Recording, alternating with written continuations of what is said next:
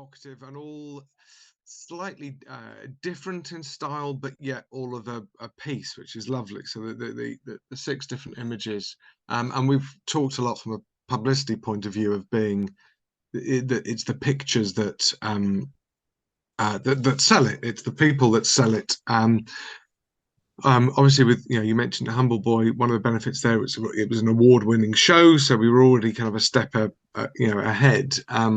But we knew that I always find if somebody shows me their holiday photos and it's vistas and there's no people in it, I'm not interested. If it's people, even if it's people I don't know, just having that human interest in there. Hopefully, I think having people on posters and flyers and things is a great boon. And obviously, if you know those people, then that's an extra draw. But the starting pictures were lovely, and so we had a chat about other themes of the show, and obviously the Polish connection was something that we really wanted to convey without it being kind of heavy-handed. So you've got the red and the white kind of themes within the poster, and a bit of a sort of a shimmer of a flag there, but in a sort of transparent way, so it's not too overpowering.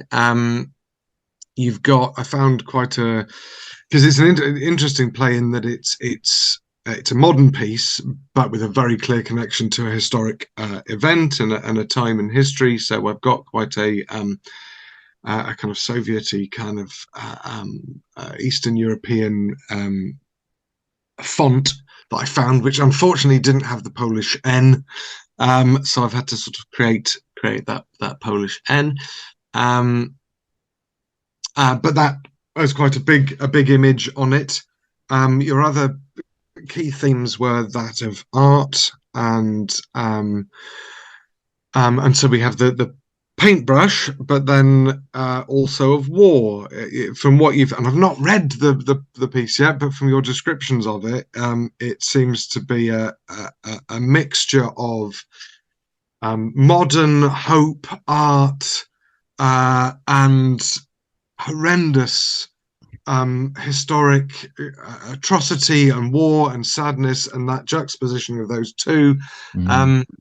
And so I was doing some kind of research online with paintbrushes, and immediately saw this one with a sort of bullet in it, and the head of the paintbrush as a bullet, and that seemed to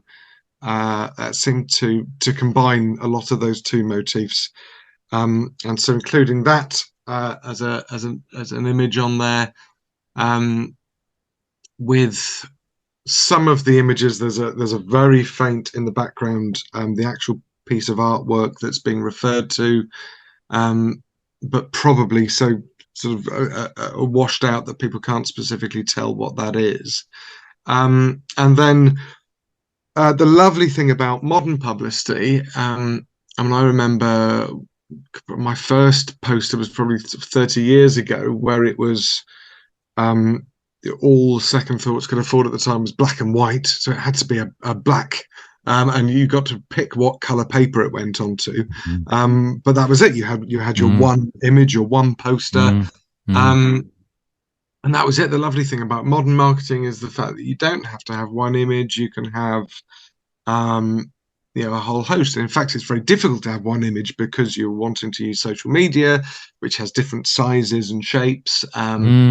Bearpit websites, they have a banner image and then a block image, so you want a bit of a choice, which is why we went for the one sort of main poster image, which has all 6 of your fabulous actors on it, and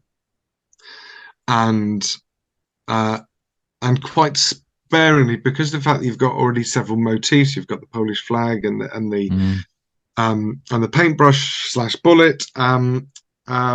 We pared down a lot of the text and replaced it with a QR code, which leads people to the Bearpit page for Katyń. But then we were able to create simplified versions with the same